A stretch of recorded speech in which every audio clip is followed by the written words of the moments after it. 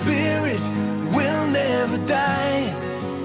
We will not go down in Gaza tonight. Women and children alike, murdered and massacred night after night, while the so-called leaders of countries afar debated on who's wrong or right. But their powerless words were in vain, and the bombs fell down like acid rain. But through the tears and the blood and the pain, you could still hear